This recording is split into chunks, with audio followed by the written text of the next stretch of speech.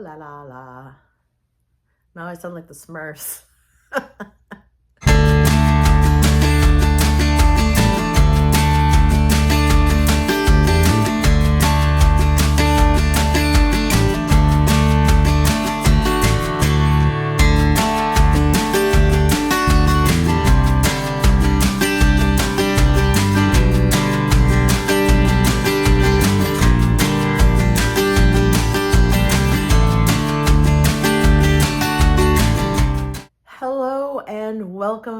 Welcome back to another episode of Knit.Purl.Repeat. My name is Jess and I'm coming to you from the west coast of Florida along the Gulf Coast. Welcome back everybody who's been here before. It's so good to see you again. I'm glad you could stop by and for another visit. And if this is your first time joining us, you're so very welcome. Grab a project, get comfortable, and let's chat about knitting and a bit of spinning today as well. Today is Sunday, August 10th, 2025, and this is episode 26. I hope you've been well. It's been about 2 weeks since my last episode, which for me is quite a bit of time. Just done my kind of weekly roundups. But here we are. It's taken some time to be able to have things at a point to do it, but basically to have the house in a point where I could sit down and record. So I'm recording to you from my bedroom again. The lighting keeps changing because it looks like we're going to have another thunderstorm. It is August here in the tropics and it's in full swing. So we're talking highs in the mid 90s, upper 90s during the day, Fahrenheit, up with the Celsius up here on the screen. Add on the humidity, which is definitely ramped up to that feeling like when it gets humid right before it rains, but it feels like that all day, even if it doesn't rain. At night, it's cooling down to maybe 80 degrees. Sometimes in the morning, it's 80 degrees Fahrenheit, plus the humidity.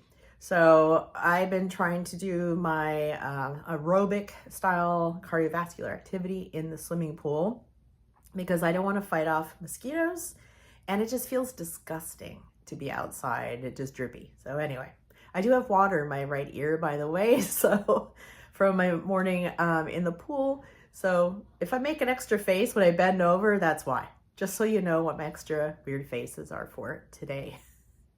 All right, so enough silliness. I hope you're doing well.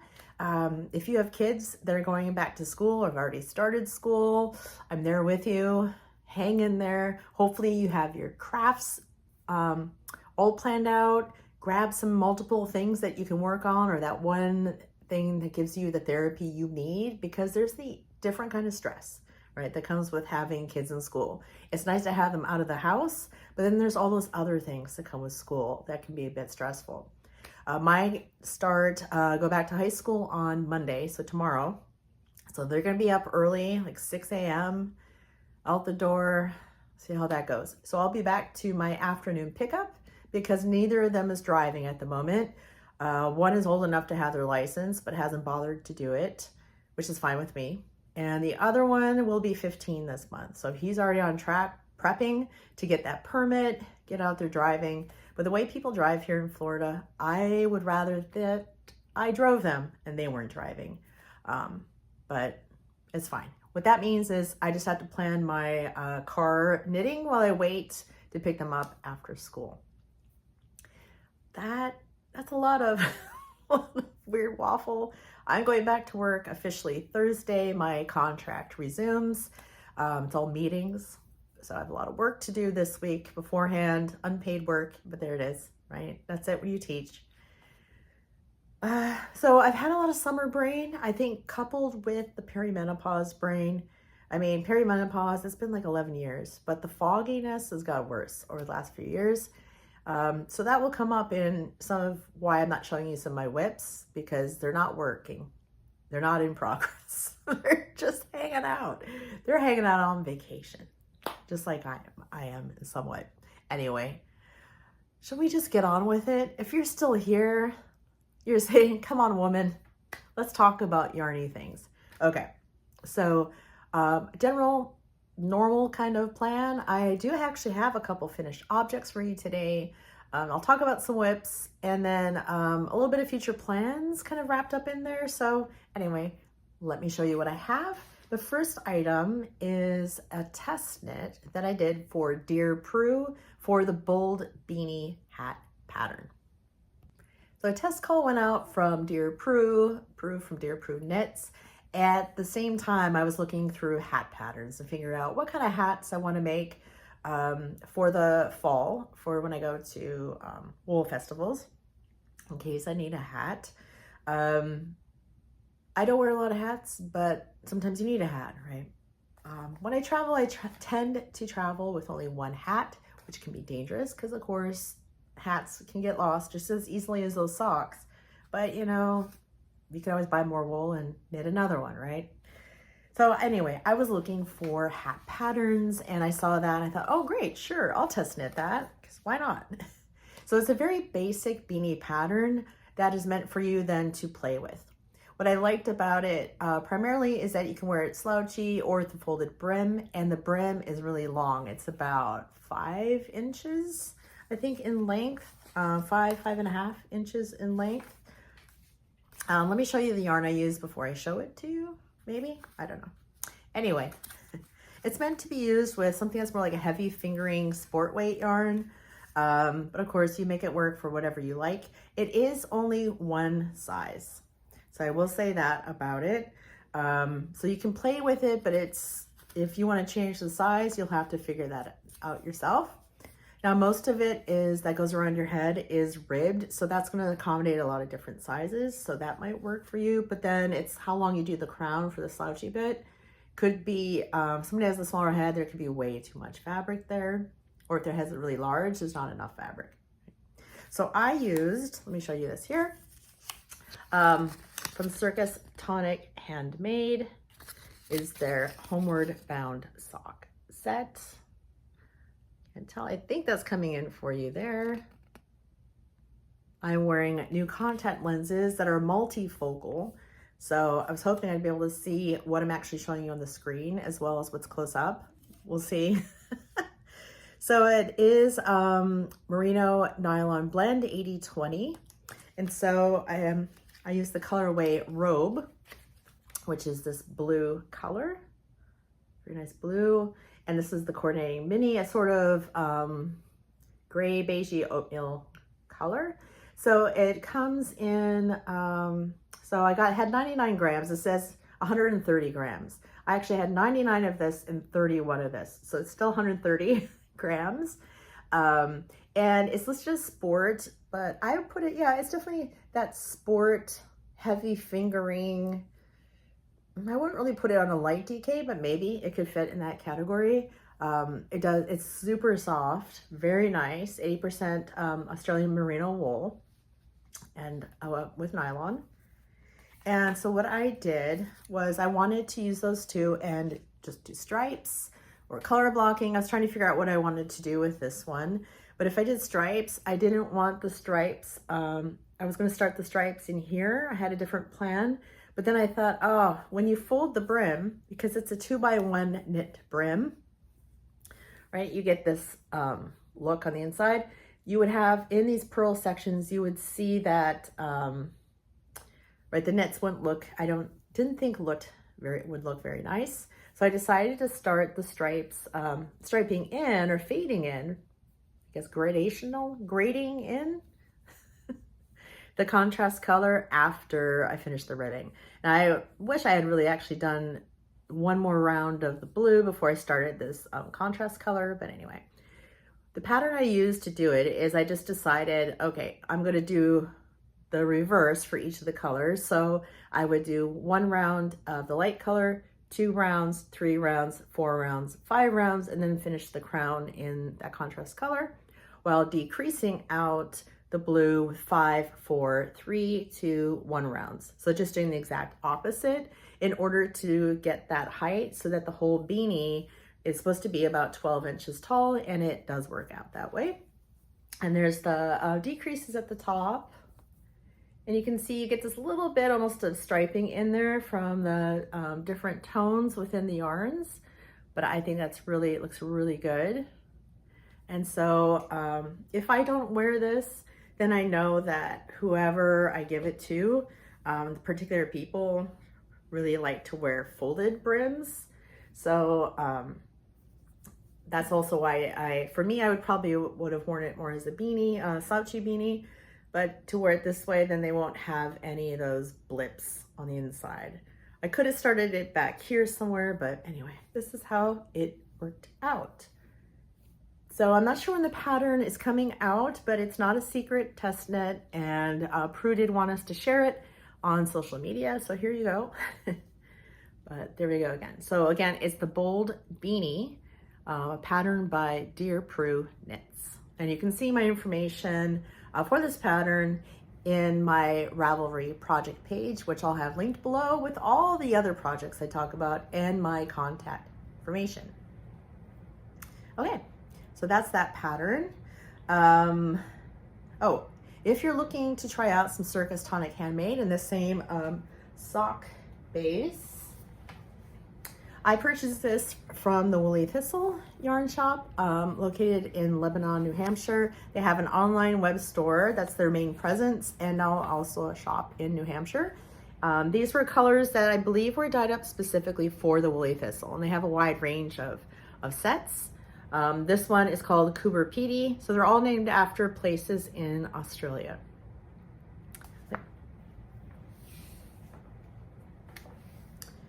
The only affiliate link I have is for the Woolly Thistle, and that's also in the description box. So if you want to explore or purchase something from the Woolly Thistle, whether it's yarn, pattern books, notions, wool wash, things like that, if you shop through my link, there's no extra cost to you, but I can earn a small commission for that. So I can go and buy more yarn. So helping you help me as well. If you're not interested, no problem. Forget I said anything. Okay. But it's there if you'd like to use it. All right. Oh, it's on the floor, so I'll just put it all on the floor. All right, next up is, I have to look at my notes. Oh, I can see my computer and my notes. They're working. All right. Oh, my other finished object is a spinning project, and it was my spin for the Tour de Fleece that I finished a couple days after the men's Tour de France race finished, I think by stage 2 of the women's race. So let me get that to show you. So I showed it before when it was in progress, but here's a picture of the braid before I started spinning it. And our light keeps changing. It's sunny right now. Let's see how it goes. So here's my finished spin.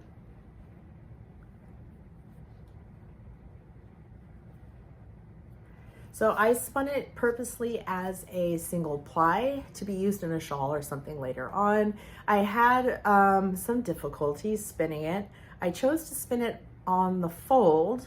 So if you're a spinner, you probably know what that is. So basically you fold your strip chunk of fiber over your finger and spin it off of that folded end to try to blend the fibers.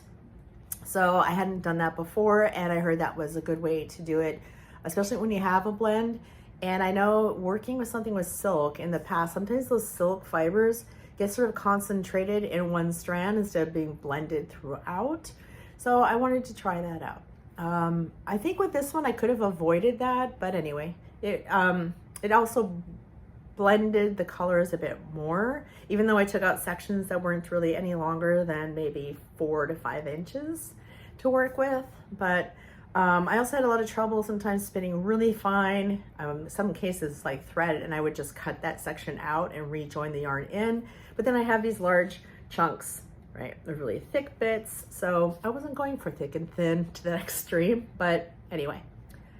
I'm pretty happy with it. I don't know how many yards. I haven't run it through anything because it is a single ply in some of my spots. I wasn't sure how it was going to do going through the yardage counter, but I soaked it, then I wrung out the extra water in a towel. I took it outside and swung it around like a lasso a lot to get a lot of the excess water out.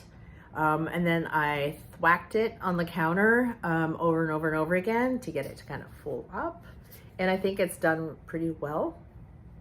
I do have a plan for this yarn coming up that I'll wait a little bit and come back to when I talk about future plans or projects. All right, let's talk about works in progress. Some of the works are no longer in progress, as I mentioned, because I think I got to a point where I had too many projects that all required some concentration. Apparently that concentration was beyond the level of my summer brain at the moment. So I kept making mistakes, or things just weren't going right. So one of those are my Frosé Shorties, sock number 2. So I finished sock number 1, cast on sock number 2. Things were going grand. So I did them, the toe up. I was going to here. This is the pattern by Nancy Wheeler. Her pattern is perfectly fine. Her patterns never require too much brain power. It's just enough interest to keep you going. So it's not just a vanilla sock if you want something a little bit more than that. But this was too much for me, Nancy, this time. I don't know what my problem is. I really don't. It could be my needle choice and the yarns as well, not getting stuff right. But anyway, my first mistake was I only knit 1 round of the contrast color and then cut the yarn, and then looked at the pattern and thought, oh shoot, I was supposed to do 2. Do I, oh, okay, I'll just add it in again. So you can see, right, twice. Anyway, then I was happily going on my merry way with the stitch pattern. So you have these nice cables, 1/1 crossed cables on each side, plus a little lace work in the center, but I messed up again, tried to fix it. So you can see I've just decided I need those needles for something else. I'm just going to pull them out and I'm going to rip back down to the contrast color round and start again. Whenever it is my brain is ready to tackle this. I tell you, they're Shorties. Maybe it's just a Shorties curse. Because I have another pair of socks that are Shorties. Maybe I should avoid Shorties. Maybe that's the link. I don't know. Because they're really cute socks. My first one is done. I showed it to you on my previous episode. So anyway, no stress, whatever. It'll get done. But then I had the Hawthorne tank, which was on hold again because of the broken needle. I'll talk about that in just a moment. But that's a lacework panel in the middle and creases. That seemed to be going okay. I don't think I made too many mistakes there. I was doing a colorwork yoke and then also a shawl that you had to pay attention. I think it was just too much attention at one time. Whatever it is. Well, let's talk about socks. So even though I talked about socks with my Shorties being on hold, I received my Farmer's Daughter Fibers Sock Squad sock set for August for this year. And I spent a lot of time going down Ravelry rabbit holes looking for projects that I could use with just that one skein. I thought at first of making another Rita slipover, which I'll talk about again later. And I had some yarns that could have gotten with that. So I put it to the side for a while. And then I thought about shawls, right? I just kind of went around and around. Oh, nothing really seemed right. I also signed up for the Cuff Club Volume 2 set of patterns from Summer Lee. I got Volume 1 last year. I signed up late, but I got all those from last year, and I never actually knit any of the cuffs yet for that one. That one is mostly colorwork cuffs. Colorwork cuffs are in the leg. This time it's a lot more texture, so like cables and lace and things like that, and maybe some color work. So I signed up for that. I looked at what August was, and I saw that it was a lace, a cabled cuff, or you could do, she had a bonus color work chart.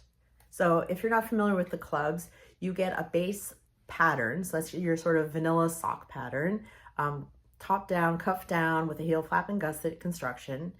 And every month then you get a chart to put in for either the cuff or the leg or something like that you can plug in to the sock pattern or any sock pattern you like.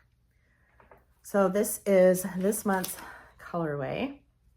And now mine is very saturated, much dark colors. I've seen pictures of other others in the club that theirs is much lighter in color, so less saturated.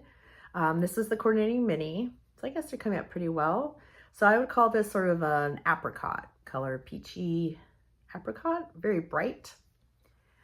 It is on their Highwood. I think it's the Highwood. No, yes, no. Sorry, well, I have an argument with myself. It's on their Bighorn sock base, which is the, let me see here again, 463 yards per 100 grams, so a light fingering weight. You get, with the mini, it's 92 yards. The main colorway is called River Otter because here is the art inspiration for August. This month's yarn is inspired by making the best catches.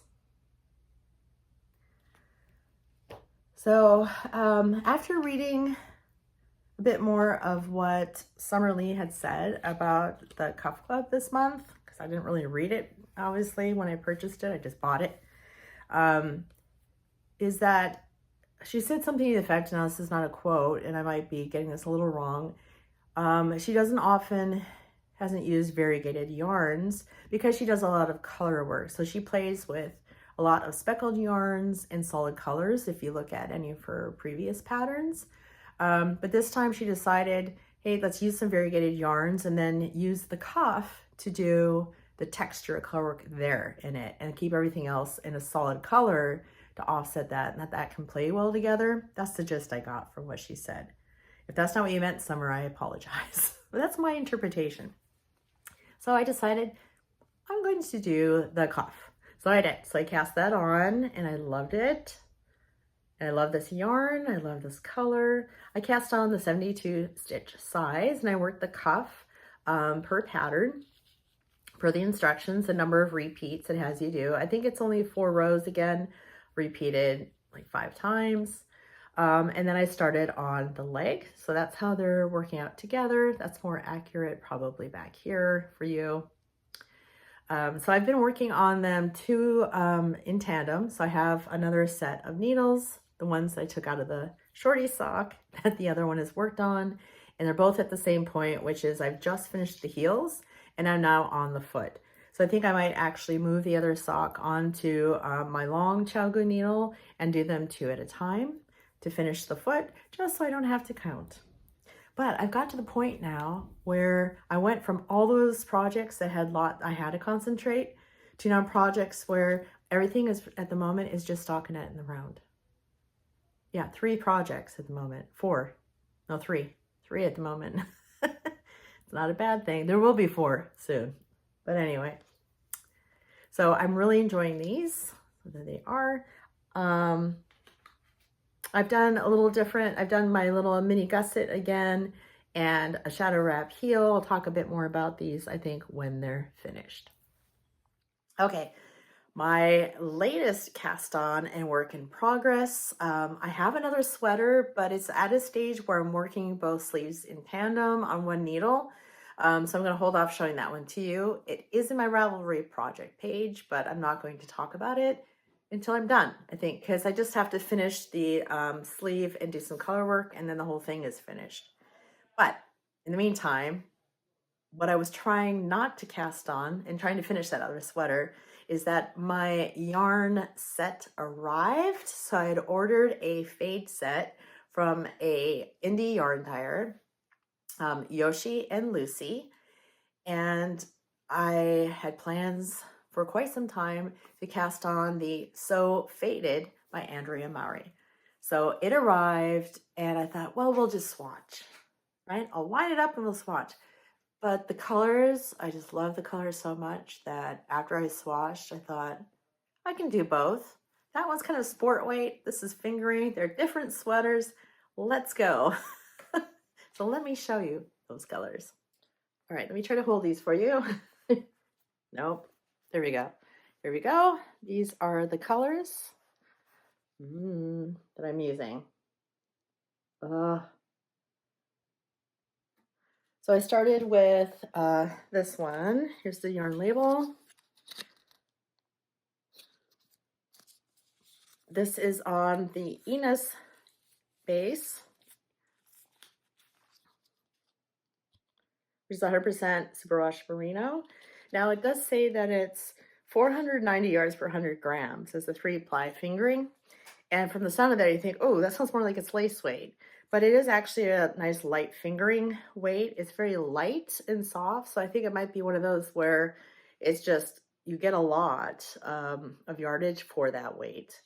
But I tend to go by off of yardage rather than yards per gram, because the weight can vary based on environmental conditions and the dyes used.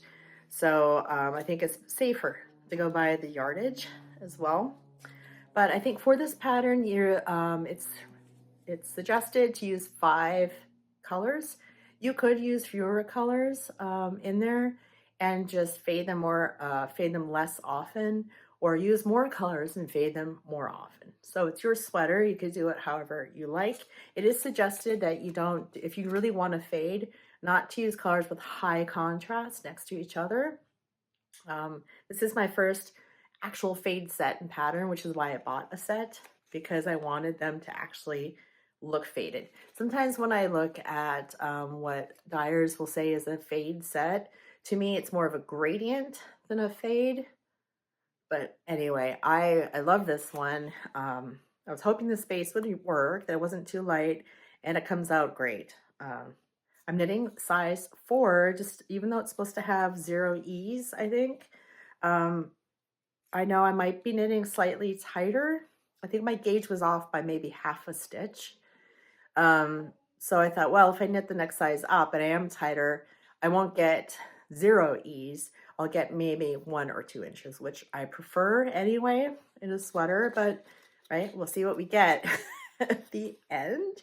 So anyway, this one is called Shine. And so it's this minty bluish green with speckles of deeper red, deeper pink, light pink, and darker blues, which then fades into my second color, which is the one I'm using right now, which has darker blue speckles and the darker pinks, but it's, yeah, more like this. These colors to me look like they're about right.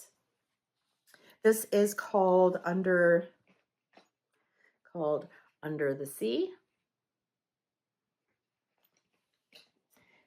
Up next will be skein number 3. And I don't know about you, what you do, but I tend to wind as I go. So I don't wind up all my yarn for a project and they're ready to go. I tend to wind as I go. Now I did learn, right? When I travel, they should be wound before you go. So they're all ready to go.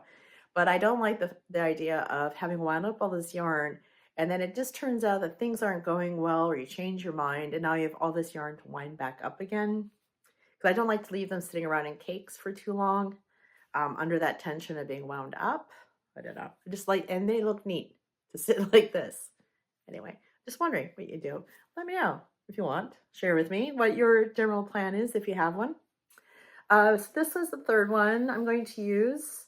So those 2 color blues are in there, dark specks, more of the pink specks, and bringing in more of the pink, which will then fade into this skein next, which has bits of the blues in them. And then it's on the floor, ending with the darkest pink, which has little specks of the dark blue and red in there.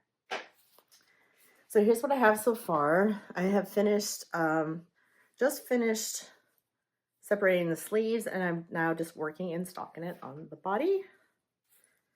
So you start on the back, you start flat with the neckline. You don't start with the collar, you come back later and pick up the collar, which I really like because, again, depending on that fit, once I actually try it on, I can make the neckline wide and loose or bring it in a bit more tighter if I need to.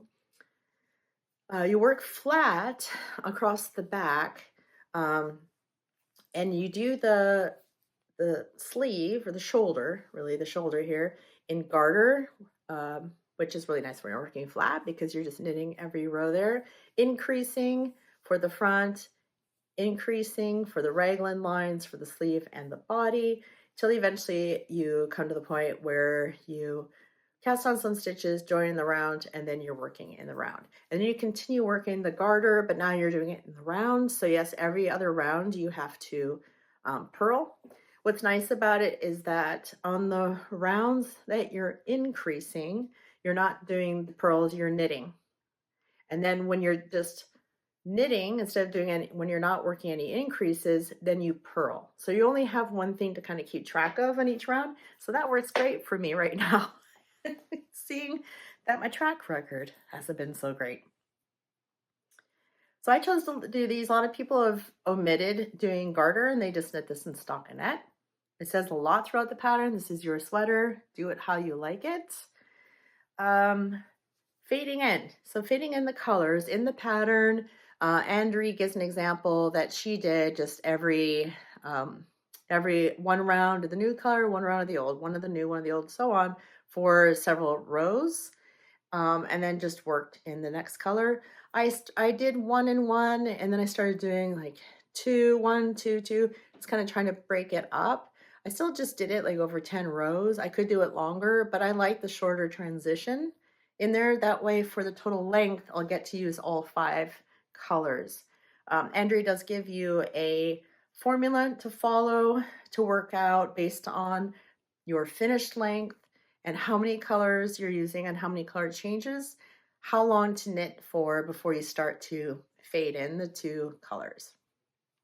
So I still have another almost 2 inches to go in this second color, the blue, before I bring in my third color, which will start introducing the pinks. And then of course you're going to end up doing the same matching for your sleeves. What was I going to say? Something came to me and flew away again. And I keep looking over here. I'm sorry. I need to look. My camera's over there. Yeah. Okay. What else was I going to say about that? I don't know. Nope. Don't know. That's it. I'm loving it. It's that even though I'm just a stockinette now, I don't think it'll be boring because one, the colors are gorgeous and you see those little fun speckles show up, but also it's thinking, ooh, am I there yet? Am I there yet? Can I change colors? Do I need to wind it up?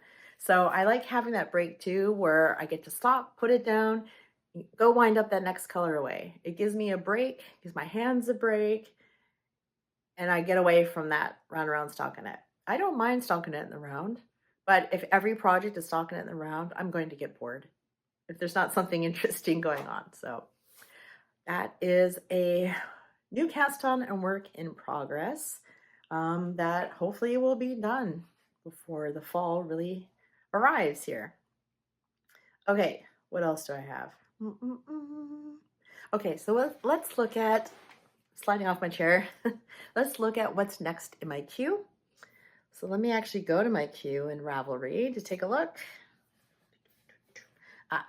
I need to choose a gnome for August because I've been knitting a gnome every month as part of the Year of Gnomes with Imagine Landscapes, Sarah Shira, and I need one for August. Now I have narrowed it down to 2 choices, but which one I make might also depend on the yarns I'm using. Now I have tried to, at least January through May, use the same or similar yarns from the Soft Squad set for this year in that gnome. There's only twice that hasn't worked out fully. So this month, I'm not sure either. So let me show you my 2 possible choices. And maybe you can help me decide. So one of my options I'm looking at is the gnome Norley. So you can see he has these twisted pattern all around his body. So I think he would really work best in a solid color, maybe a speckle, light speckle, but not a variegated yarn. So this month's yarn I don't think will work so well because it's so dark. I'm afraid that could get lost in there. Maybe, maybe not. It might work out. I could try it out and see how it goes. My other option is Nori, the bearded pocket beard gnome. Where is he? Oh, sorry. Where'd he go? There we go. I was ready and then I wasn't. Here he is. I mean, I love the pockets. I don't know how I feel about the pocket beards. There are little hands in there that look so cute. So this could go with anything. So this doesn't really restrict me, I don't think, as much. I don't feel to any particular yarn pattern or type. So I'm not sure which one to do. So if you want to help me choose, let me know below in the comments which one you think would work best. Yeah, let me know your thoughts. I was looking at the More You Gnome pattern by Sarah. It's a big chunky thing with like a massive nose, and he's so cute, but I don't own that pattern, and I'm trying to use patterns that I already have in my library instead of spending more money on more patterns, right now at least. That one does need to get made one day, but not necessarily this month. So that's my August gnome. That one's coming up. I also have some socks that will be coming up. Oh, the Woolly Thistle is running their annual sweater make-along. So you can knit or crochet a sweater. And like with all their make-alongs, you don't have to use their wool. The only reason that you would need to use 80% or more of your wool purchased from them is if you want to be eligible for prizes, right? So that's typical how it goes with most of these make-alongs. So if you're knitting a sweater, you want a group to work along with, they have a great Ravelry group and Facebook group, depending on which one of those you might be working with. They also have a hashtag to use online. Let's see, when does it starts? Let me figure out where that starts. I'll put the little diagram. No, it's not a diagram. What's the word I'm looking for? Thumbnail, picture, whatever, up here. So August 22nd to October 10th, you can cast on at any time. You don't have to finish. That's just the official dates for the Cal, right? Because you got to start and end at some point. And that deadline will be for submitting to win prizes. And you can look at their website for what the prizes currently are. Sometimes they have more donors that will donate things. Sometimes it's gift cards to the Woolly Thistle. Patterns from pattern designers like Goodwin Johnston. So take a look at that.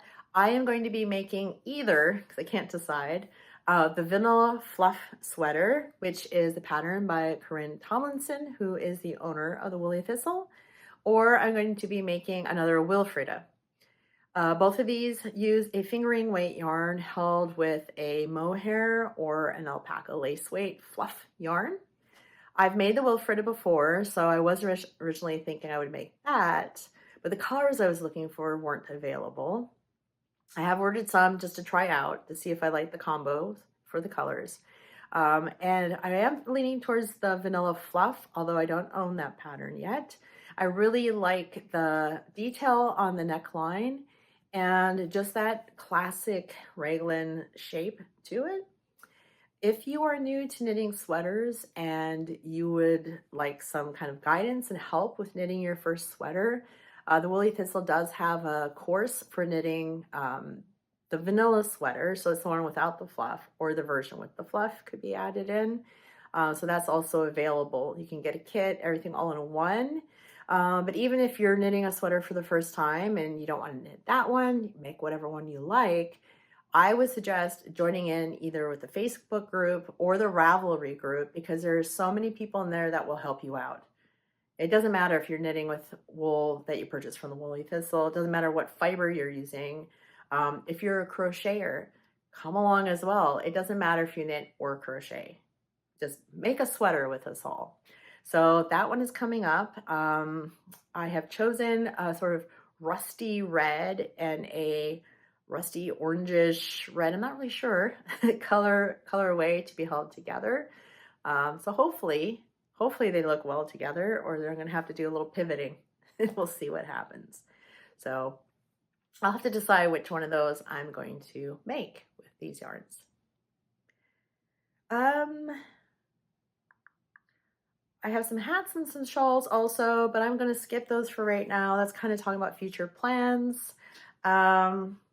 What I do want to talk about is my second Rita slip over. So that's the pattern by Libby Johnson. And I did at first think I would use my sock squad for August for that because I had some fluff and another yarn I thought might work. But after finishing my hand spun, I decided maybe that would be a better choice. So let me show you those yarns I'm thinking of holding together. Get my basket. So again, here are my colors. They're blown out a little bit because of my ring light, but you can see all the colors that are in there. So lots of possible options for holding that together. I have 2 hanks of this yarn from Norway that my friend brought back for me a couple of years ago. So it's more like this color back here. I have 2 of these, and they're probably a light DK weight, but I imagine since it's Norwegian wool, it's going to fluff really nicely, bloom really nicely when it's blocked. So that's one I thought would go well with this because of all the purpley shades in there, that this might look really good. And then held together with that, I have this silk mohair blend, which has, if you can see the kind of coppery colors coming through in there. So I think I'm going to hold those 3 together to make another Rita. Now, depending on my swatch, I might go up a size so I have a little bit more ease. Since I do have enough, should have enough of all of this to make one slightly larger. This one is from the Yarn Baker. She is a local to me yarn dyer. You can find her on Etsy. This is the yarn flavor is called Just a Fairy Tale, and it is kid mohair and silk. Oh, I don't know if that's coming up at all. Kid mohair and silk, which I believe kid mohair is softer than just plain, if it just says goat mohair, which could be a blend of different coarseness levels or microns. And I'm really much more sensitive to mohair than I'm alpaca, surrey alpaca, baby alpaca. I'm completely fine with that fiber. Mohair is though I can find prickly. So, but this one I think is going to be a good one. Feels pretty good. So I'm thinking these 3 together for a Rita. Okay. What are we up to at time? I will show you just some examples of 2 patterns I'm planning to make. And this will be it. This will be the last part. So from the issue of Pom Pom magazine that I've been working out of, this one here that I've made a couple projects out of. I'm still working on my sweater. Prairie Skies is coming. Oh, I took out my bookmark.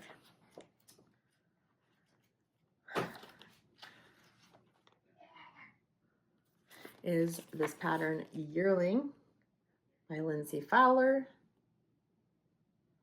So this is made with a DK weight yarn. You do the brim, you're going to fold it under, and then you're going to introduce the second color and do slip stitches, and then use yarn bobbins or let the yarn dangle down below to pick up and knit the rib up there. Let's see if I can get the page without the pattern information for you.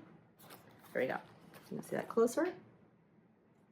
So I believe Lindsay used a DK weight yarn from the Farmer's Daughter Fibers, and then Spin Cycles dyed in the wool.